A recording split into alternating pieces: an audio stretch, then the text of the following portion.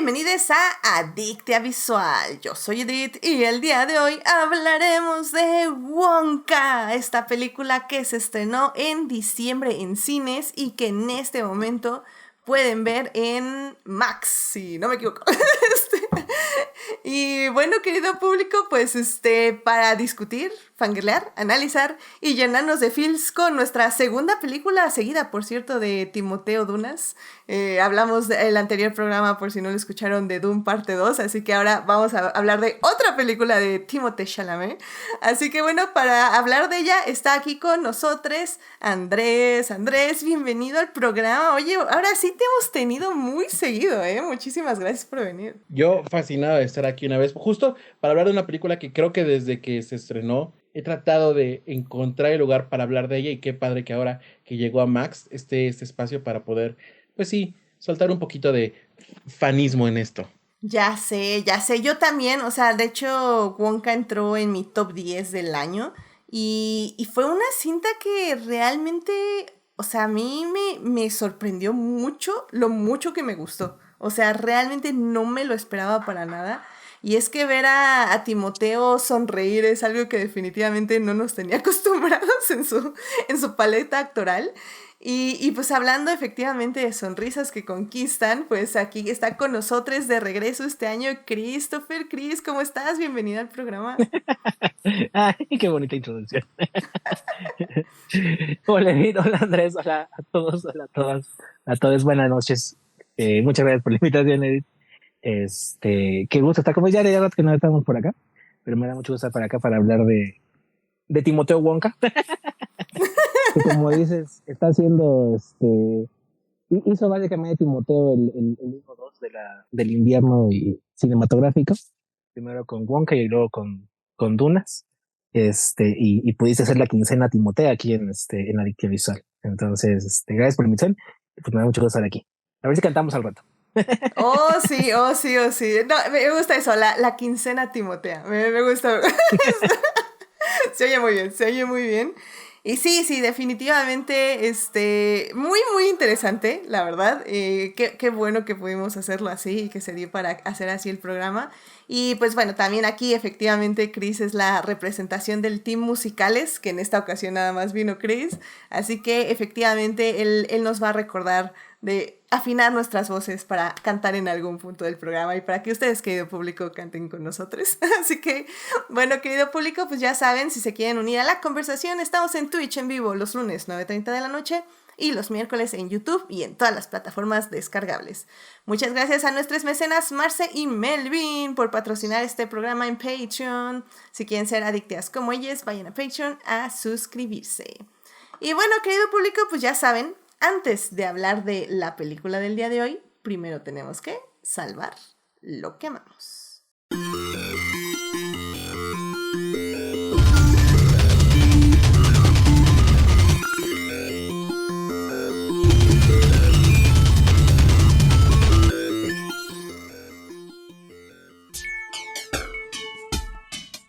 Muy bien, querido público, ya estamos aquí para salvar lo que amamos. Andrés, ¿qué te gustaría recomendarle al público esta semana? Pues en esta ocasión, normalmente recomiendo películas, pero ahora me quise ir un poquito por la música, pero pues fiel a mis gustos, tampoco puedo alejarme mucho del cine. Es curioso cómo la categoría de mejor música en los Oscar, como que se tenía cierta reticencia a reconocer a compositoras mujeres. Por supuesto, ese techo de cristal se rompió recientemente y tenemos incluso ya a una ganadora. Tuvimos una primera latina nominada al Oscar, y en este año, que justo acaba de pasar la ceremonia, había otra mujer. Ella es Laura Karpman y estaba nominada por la música de la película American Fiction. Creo que aquí, además de lo que sabemos que ha hecho Cartman, ganadora de 5 Emmys, de hecho ella también hizo la música de The Marvelous Mrs. Maisel y de la serie Lovecraft Country.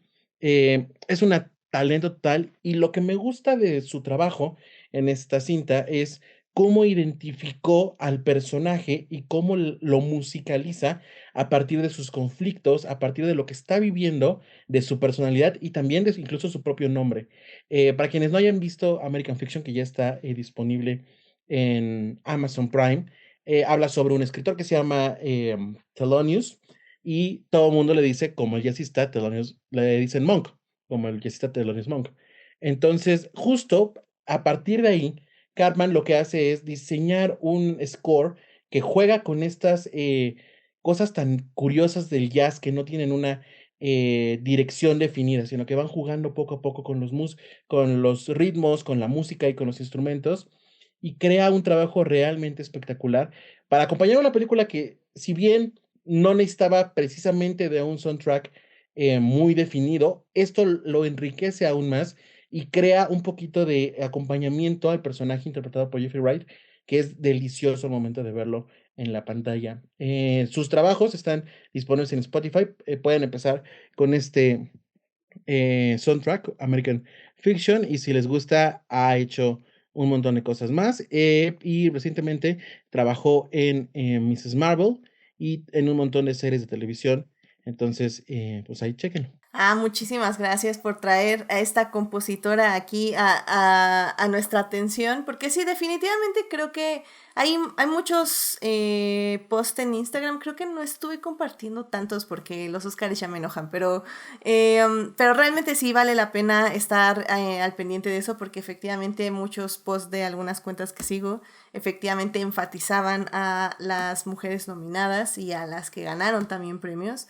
Y pues eso, también dar a conocer, porque luego creo que nos quedamos un poco con quienes ya tienen como mucho nombre, ¿no? De, no sé, hablando por ejemplo de Hans Zimmer, que obviamente se merece su reconocimiento, pero pues también darle espacio a estas compositoras que tienen ya mucho currículum y que pues luego también un poco por la misma profesión no se les da tanto reconocimiento público, vamos a decir, muy como estrepitoso, no se grita a los cuatro vientos quiénes son. Entonces, pues muchas gracias por traernos aquí a Laura Karpman y su trabajo ahorita en la reciente American Fiction, que por cierto yo también recomiendo mucho y que pueden ver en Prime Video. Así que gracias Andrés por traer esto con el público. Chris, ¿a ti qué te gustaría compartir con el público esta semana? Bueno, yo les quería compartir que hace un par de semanas en Disney Plus debutó un nuevo corto de la colección Spark Shorts de Pixar. Spark Shorts es la serie de cortos que Pixar hace, donde le da oportunidad a directores jóvenes de hacer su debut como directores, básicamente, o como creativos. Y el corto que se hace un mes se llama Self. Es un corto dirigido por la directora etiopía-americana Sarit Huluf. Y además resalta porque es el primer corto de Pixar donde utilizan stop motion. Entonces, básicamente es el corto de una mujer eh, está hecha, bueno, que es el personaje que está en stop motion, y es como de madera, y llega a un mundo donde todos los demás personajes o todas las demás personas son como de metal y se comunican entre ellos como tocándose y haciendo como sonidos como de campana. Y ella cuando se toca no puede porque es como de madera, entonces es un sonido diferente. Y ella le pide un deseo a una estrella en este corto y bueno, la estrella le concede el deseo de darle la oportunidad de ir cambiando, pero el corto básicamente reflexiona sobre si realmente tiene ella que cambiar para poder encajar en este mundo o más bien tiene que luchar por su propia identidad. El corto además se acompaña de un pequeño documental de 4 minutos, de un corto documental de 4 minutos donde la directora nos explica básicamente de dónde viene como su visión y de dónde viene su inspiración. Entonces dice que para ella era muy importante rescatar como sus raíces etíopes y poder plasmarlas en pantalla en su experiencia como una inmigrante o como una descendiente de inmigrantes que tiene que integrarse a una sociedad completamente distinta a la de su familia, ¿no? Y que incluso ciertos aspectos del personaje, de la protagonista del corto, están inspirados en ella, tanto física como en vestuario y cosas por el estilo, y también el reto que significó dirigir un corto en stop motion, que es una técnica que en Pixar nunca se había usado. Es un corto muy bonito, dura como 7-8 minutos, es un corto además que no tiene diálogos, es un corto con pura acción visual, y es muy bonito porque realmente es muy interesante ver cómo Pixar, que tiene una enorme trayectoria y experiencia en animación CGI, experimenta con una técnica completamente diferente, que en este caso el stop motion, y cómo se ve un stop motion, obviamente, hasta cierto punto incluso un tanto rudimentario o diferente, no tan profesional como los movies de otros estudios, y al mismo tiempo con una narrativa muy fresca. En general, todos los cortos que ha sacado Pixar de la colección Sparkshot son muy interesantes porque todos están hechos por directoras y directores que tienen continuamente historias como de vida. Y en este caso, que sonó hace poquito, sonó apenas hace un mes, menos de un mes, es el que les quería comentar. Se llama Self, así lo encuentran en Disney Plus. Y realmente vale mucho la pena verlo, tanto por la perspectiva de la técnica de animación como de la historia que la directora nos está queriendo presentar. Y que bueno, ojalá todos estos directores y directoras a los que Pixar les da oportunidad de debutar en cortos y demás, tengan después oportunidad de seguir creando más películas y más cortos para el estudio.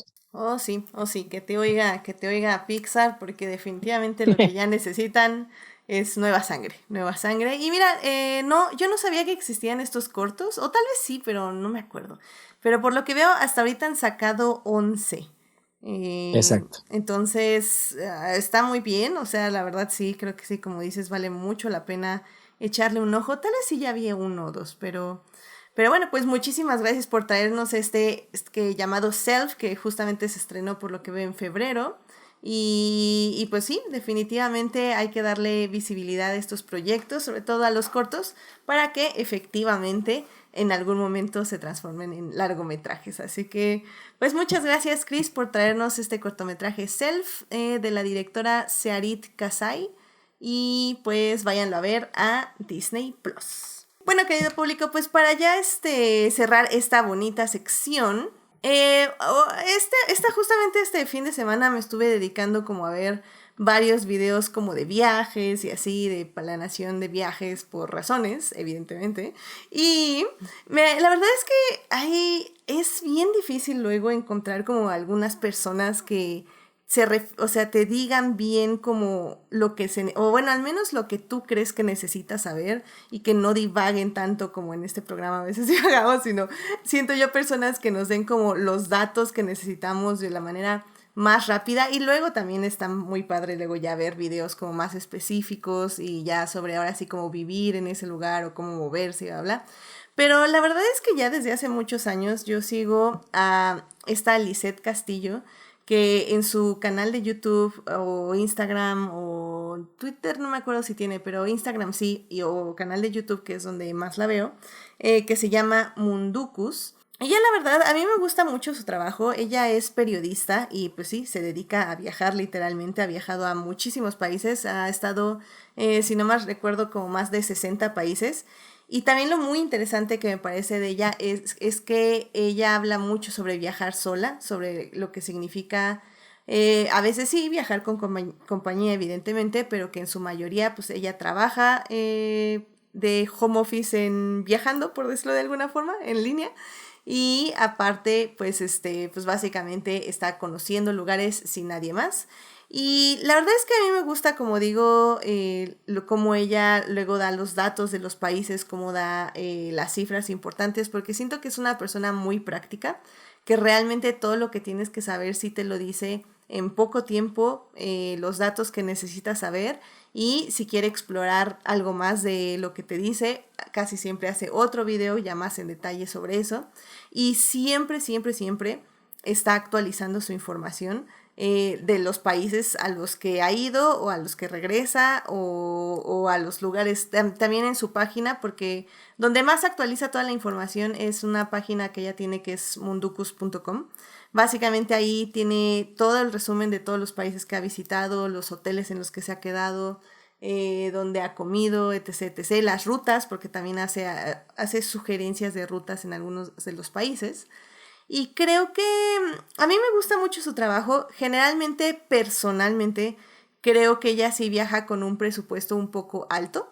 No muchísimo alto, o sea, tampoco es como que va en VIP en todos lados, pero sí creo que su presupuesto tiende a ser un poco alto. Pero, sinceramente, independientemente que le hagan caso de los hoteles o las rutas en general, bueno, más bien los hoteles o los lugares de comida, generalmente sus rutas o los consejos que da, la verdad, son muy, muy buenos, incluso para si quieren ya de ahí armarse algo con un presupuesto algo más accesible. Creo que es una muy buena manera de iniciar.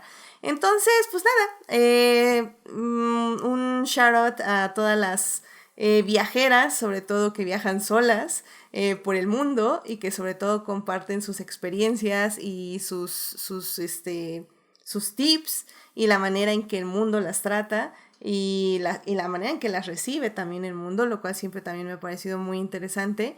Y pues sobre todo eso, que se ponen ahí en el internet para dar sus consejos y que sí, muchas veces reciben mucho odio, como en todo, definitivamente, pero pues casi siempre ya sabemos que por ser mujeres viajeras solas reciben un poquito más de odio, evidentemente, pero que aún así están ahí y pues ella la conozco ya desde hace muchísimos años ahí en YouTube.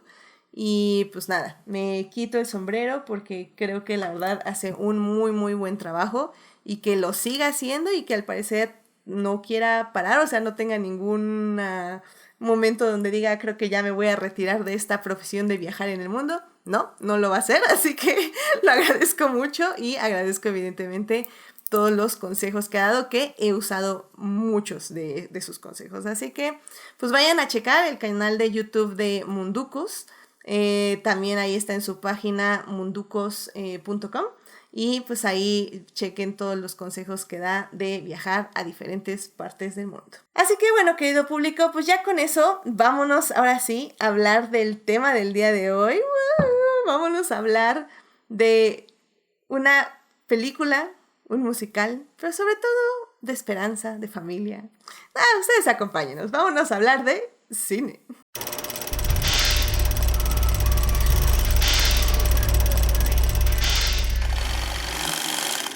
Muy bien, querido público, ya estamos aquí para hablar de cine y el día de hoy vamos a hablar de Wonka. Esta película se estrenó a finales del 2023.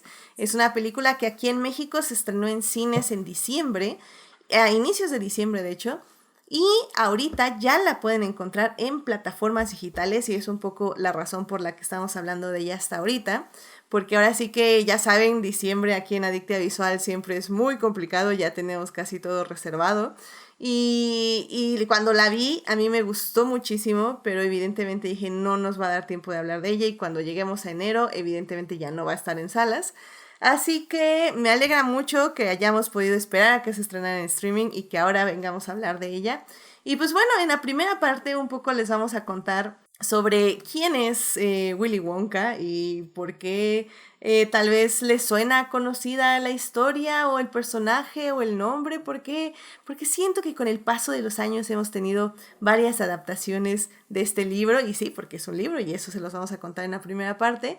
En la segunda parte ya les vamos a hablar de la película, de la producción, sin spoilers, y en la tercera parte ya vamos a hablar de la película y de lo que más nos gustó y probablemente vamos a cantar y ya con spoilers. Así que bueno, querido público, pues sin más, vámonos a la primera parte. I guess I get scared. Scared of what? Dream in a language that I can't understand.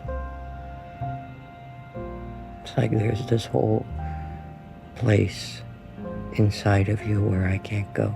Muy bien, querido público, pues ya estamos aquí en la primera parte de este podcast donde estamos hablando de Wonka, esta película que se estrenó en diciembre y que ahorita ya encuentran en plataformas. Está en la app de Max, ya, y ahí la pueden disfrutar en su hogar, que la verdad pues sí vale mucho la pena. Pero bueno, justamente antes de hablar de eso, evidentemente hay que contarles un poco de dónde surge esta película y un poco pues la historia sobre todo de dónde viene, porque de hecho yo no sabía varios datos ahorita que estuve, bueno, durante el día que estuve checando varias cosas, sí me quedé así como, no sabía que esta era una precuela como medio oficial y así, pero bueno, así como para empezar, querido público, pues o sea, la película está basada, o al menos inicia esta historia de Willy Wonka con el libro de Charlie, La fábrica de chocolate, que sí estoy viendo si ese es el nombre, porque según yo sí, ese es el nombre del libro, ¿no? Sí. Ese es el nombre del libro. Sí, porque sí, ahora sí que Charlie, La fábrica de chocolate, y básicamente es el libro de Roald Dahl, que bueno, ya lo hemos mencionado, es un autor bastante famoso, hablamos de él cuando hablamos de la película de Matilda, que efectivamente este no es un libro que yo he leído extrañamente, solo creo que he leído Matilda, pero en general este autor no me encanta a mí personalmente, así que probablemente por eso no lo he leído, pero bueno, está basado en esa novela y pues ha tenido varias adaptaciones, tanto más que nada al cine. Tuvo la adaptación de 1971 que es Willy Wonka and the Chocolate Factory, y también tuvo una adaptación del 2005 que se llamó Charlie y la fábrica de chocolate, que definitivamente podemos hablar de ellas, pero bueno, Andrés, no sé si tú quieras comentar algo, no sé si conozcas el libro o alguna de las dos películas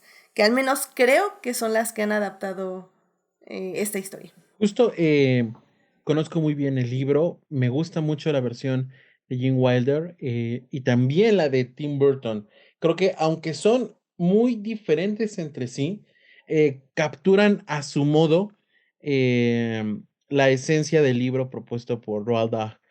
Para quien no conozca al autor, pues es el responsable de cosas como Matilda, Las Brujas, entonces no es alguien que sea muy difícil de adaptar al cine, por el contrario, la mayoría de sus obras han estado por ahí en la gran pantalla. Sin embargo, creo que la aproximación que tiene cada uno de los cineastas, ya sea Mel Stuart con Willy Wonka o Tim Burton con Charlie, porque justo se llaman diferente, marca pues, la distancia perfecta para entender un poquito más a los personajes y disfrutarlos. Es visualmente atractivo, vamos, tiene una fábrica de chocolate con personas de cierta estatura trabajando con ellos. O sea, es algo que llama mucho la atención. Los dibujos que tenía el libro también llaman mucho la atención. Y creo que era cuestión de tiempo para que ya en este furor de el cine y la industria misma de explotar todo lo conocido, porque eso es lo que jala, que viéramos otra vez a Willy Wonka en la pantalla. Sin embargo, creo que la forma en cómo llega es realmente, pues, extraña, por decirlo de alguna forma. Yo creo que no hacía falta una película que explicara el origen de Willy Wonka. Creo que el personaje justo tiene una personalidad ambigua y muy extraña que permite que sea como es, como lo conocemos, desde la interpretación que le hace Gene Wilder hasta la que hace Johnny Depp. Entonces, el conocer qué hay detrás de eso quizá jugaba en su contra, pero, y si quieres ya empezamos a hablar un poquito de eso, el equipo que se reúne para hacer esta película y la forma en cómo lo retoman es realmente especial. Yo lo dejo ahí para que ustedes cuenten, pero me gustaría mucho justo marcar que esto es un proyecto atípico y es aún más atípico que haya salido tan bien. Definitivamente. Pues Chris, yo sé que tú sí haces tu tarea, bueno, al menos cuando viste la película sí la hiciste. ¿Tú qué te parece el mundo de Charlie la fábrica de chocolate, ya sea bueno, de las adaptaciones que se hicieron antes de esta película? Fíjate que a mí Roald Dahl es un autor que ya en este punto me causa emociones encontradas. Antes me gustaba bastante, ahora creo que ya lo he entendido más, porque tiene muchos, o sea, las obras de Dahl en general tienen muchos tópicos en común, como por ejemplo, en todos siempre son niños huérfanos que sufren mucho, siempre siempre son adultos, ya sean mágicos o no mágicos, que torturan y que matan a los niños, pero también siempre hay un afán de Dahl de educar. Y de mostrar a los niños lo que es correcto y lo que no es correcto. Y eso lo hace mucho en Charlie la fábrica de chocolate. Básicamente, Charlie la fábrica de chocolate, la novela como tal, es un libro donde Dahl te expone las conductas negativas que los niños no deben hacer. Y obviamente a ojos de Dahl, y al mismo tiempo cómo deben ser, ¿no? Que el líder como tal es Charlie. Entonces, eso, yo creo que de los libros de Roald Dahl es más el más bonito, el más el más temáticamente rico, porque a diferencia de otros donde todo el peso dramático va en los niños o en los villanos, aquí él crea a Willy Wonka, que Willy Wonka tiene en el libro y es una suerte como de onda mágica, mística, como de Mary Poppins, ¿no? Por así decirlo. Entonces, obviamente es la razón por la cual fue llevado en dos ocasiones al cine. La primera, que es la versión de Mel Stuart, fue adaptada por el propio Roald Dahl. Roald Dahl escribió el guión de 71, todavía en vida lo escribió. De hecho, la razón por la cual le cambian el nombre a a la película y se llama Willy Wonka en lugar de Charlie, es porque Stewart y Warner consideraban que era mucho más importante el papel de Willy Wonka que lo que lo que el propio Dahl lo consideraba. Y es una gran película. A mí la de 71 me encanta. O sea, a pesar de que ya hoy en día la ves y ya tiene cosas que ya están como que bastante pasé en términos visuales, porque los efectos visuales ya se ven, obviamente, las costuras y obviamente se ven cómo estuvieron hechos y cosas por el estilo. Sigue teniendo mucha imaginación, mucha eh, creatividad. Y sí, o sea, Gene Wilder es un Willy Wonka perfecto, porque yo creo que Willy Wonka debe tener ya como adulto, por lo menos, y como ya consolidado como adulto, ya como el chocolatero, sí tiene que tener como lo que decía Andrés, esta ambigüedad entre ser bondadoso y bueno, pero con un cierto trasfondo siniestro y con un cierto trasfondo extraño, porque al final de cuentas, como les digo, Willy Wonka tiene una misión educadora, pero la visión educadora de Willy Wonka no es una visión tradicional, sino es una visión un poco de que la letra con sangre entra, ¿no? Entonces por eso tortura a los niños y los hace pasar por cosas complejas para que aprendan Sí. la lección de lo que no deben hacer, ¿no? Los hace chiquitos, los explota hasta que se los coman y cosas por decirlo, aunque al final sabemos que están bien, ¿no? Que digo, es un poco como lo que es la Mary Poppins de las novelas, de las novelas, si tú lees las novelas de P.L. Travers, la Mary Poppins de las novelas es muy diferente a la de la película de Walt Disney. Es una Mary Poppins mucho más también siniestra por momentos, mucho más obscura y también un tanto, pues es que no sé cómo decirlo, pero básicamente es que los niños no siempre pueden ser dulce con ellos, también tienes que ser un poquito mala onda con ellos para que aprendan lo que no deben hacer, las lecciones que le quieras transmitir, ¿no? A mí en particular no me gusta mucho la de Tim Burton. Creo que Johnny Depp sí estaba en su momento de subir el volumen a todo y no soy tan fan de toda la edición que toma esa película porque sí creo que se excede un poco en ciertos momentos, entonces no soy tan fan de ese, o sea, porque ahí sí ya no es únicamente, o sea, yo no encuentro en el Willy Wonka de Johnny Depp mucha bondad ni mucha empatía que sí tiene Gene Wilder, sino simplemente es extravagancia y lo siniestro, ¿no? Entonces, creo que a lo mejor ahí sí les faltó un poquito, pero yo, bueno, también entiendo que para mucha gente, en especial de nuestra generación, el Willy Wonka que conocieron fue el Willy Wonka de Johnny Depp y pues ahora sí que pues ni modo, ¿no? Está bien. Y bueno, fíjate que yo conozco una adaptación más, porque también hace unos años se hizo un musical para Broadway, que también adapta la novela y las películas, las canciones de las películas. Ella también la tuve la oportunidad de ver porque hace un par de años vino a México el tour que va por Estados Unidos. Entonces vinieron a México a hacer las funciones en inglés y toda la cosa, y tuve la oportunidad de verla. Y también ahí me encantó. O sea, me encantó porque esa película rescata mucho el colorido, a lo mejor que tiene la versión actual, pero con mucho del corazón de la película de 71. Entonces, si alguien tiene oportunidad, no les voy a decir que es el musical que les va a cambiar la vida, pero es un musical bastante bonito y bastante colorido, el de Charlie y la fábrica de chocolate, que también existe como musical teatral. Entonces, a mí en particular me gusta mucho o sea, a mí sí me gusta mucho, como les dije, Charlie y la fábrica de chocolate. Me parece los libros más bonitos de Roald Dahl y de las historias que mejor se han llevado a la pantalla. Entonces, cuando se anunció esta adaptación, yo no soy tan renuente a que Hollywood adapte y readapte sus historias. Yo no tengo ningún tema con eso.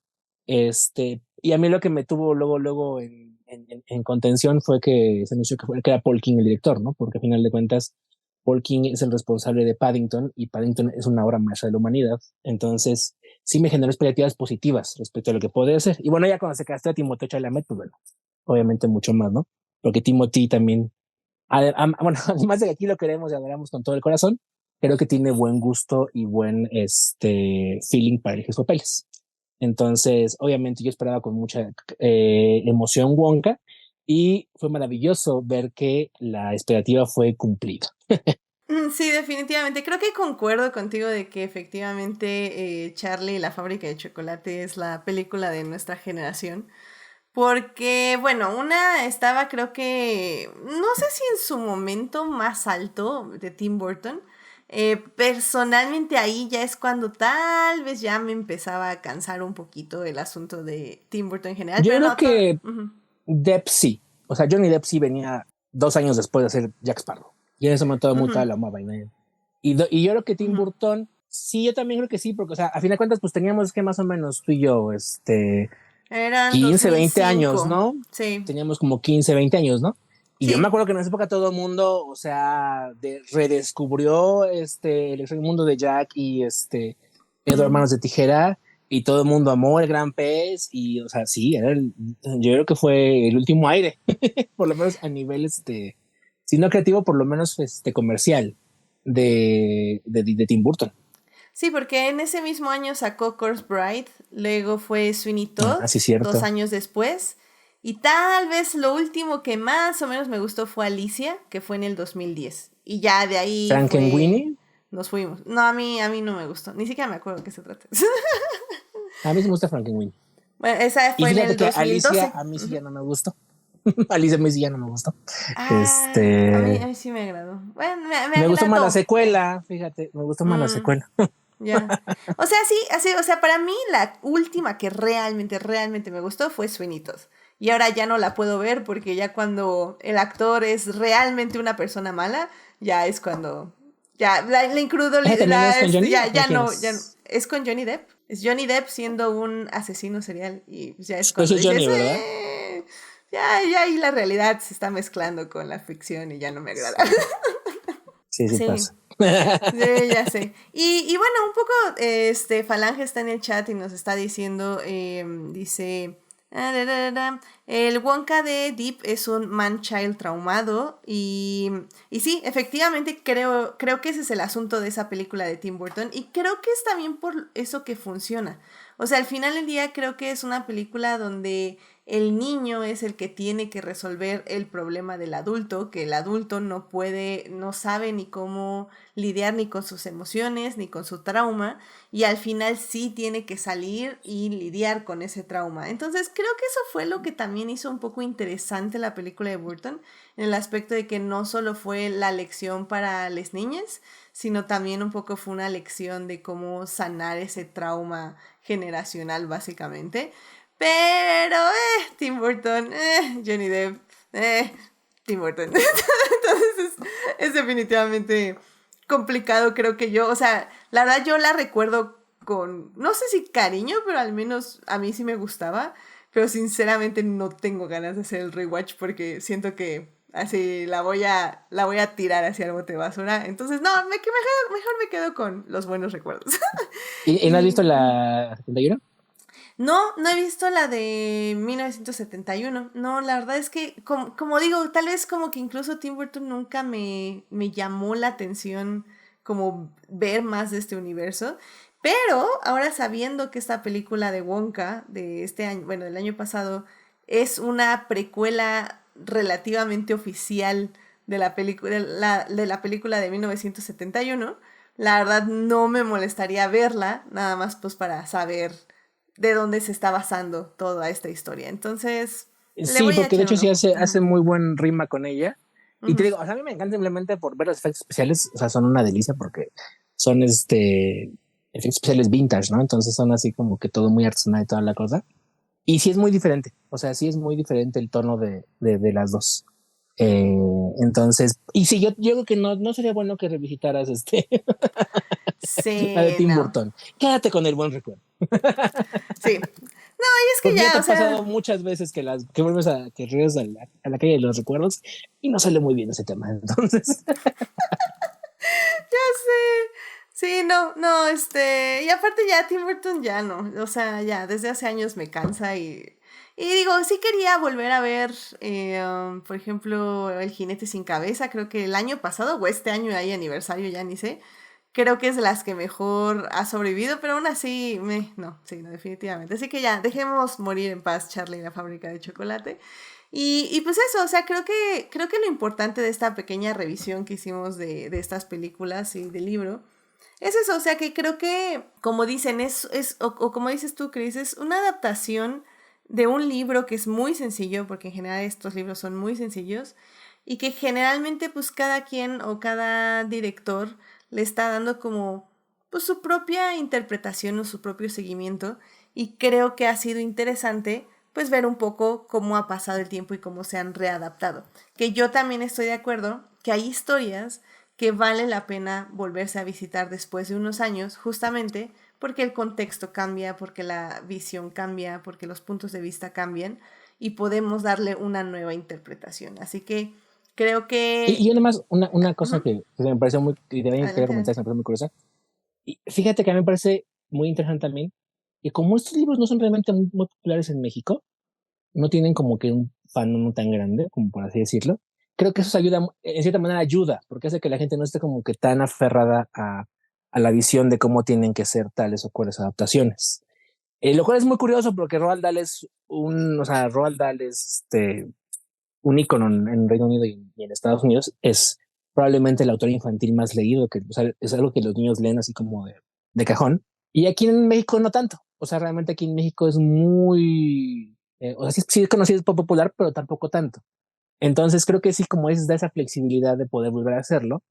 Y creo que ha tenido buena suerte. No sé si porque la historia sea a prueba de balas, pero por ejemplo, me pongo a pensar en las brujas y, ay, brujas de Robert Zemeckis todavía me da ñañaras nomás de acordarme, ¿no? Entonces, sí, yo la de también. Robert Zemeckis es la de Anne Hathaway, ¿no? Ay, Dios, sí, Creo que entonces, sí la vi, no sé ni por qué la vi, creo que la vi por su culpa, o por tu culpa o por alguien. Ay, no, ya me acuerdo y me dan ñañaras. Entonces, hay historias del maestro Roald Dahl que pues nomás no, creo que Matilda también generalmente tiene buena suerte o ha tenido buena mano, pero sí hay otras que sí, pobrecito, o sea, eso te digo, las brujas, ay, no. La original, bueno, la de los 90 más o menos como que pasa por un poco de nostalgia, pero la última que hizo Robert Zemeckis sí fue así como de, ¿qué estoy viendo? Sí, la que se hizo en el 2020. Esa. Porque fue en pandemia, me acuerdo perfectamente. Sí, es cierto. Sí, la vi literalmente en el cine solo, porque no había gente en la sala. Yo la vi en medios alternativos. Pero bueno, de hecho, Falange en el chat está comentando si creemos que Netflix la vaya a adaptar el musical como lo hicieron con Matilda.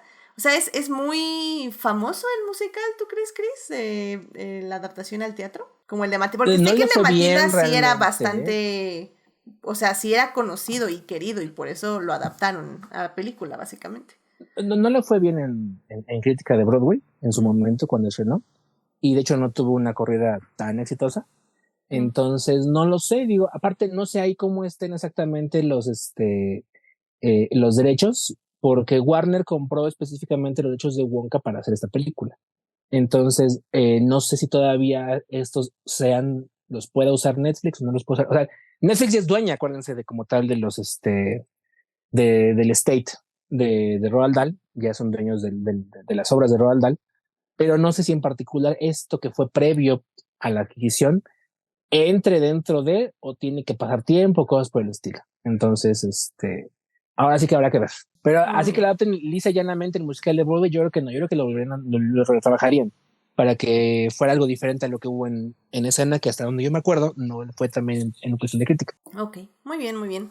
Pues yo creo que con eso, querido público, pues ya vámonos a justamente hablar de la película, porque realmente ahora sí, los temas que ya ahora sí iba a empezar a tocar, creo que ya más bien ya nos conciernen a la producción de esta cinta del 2023.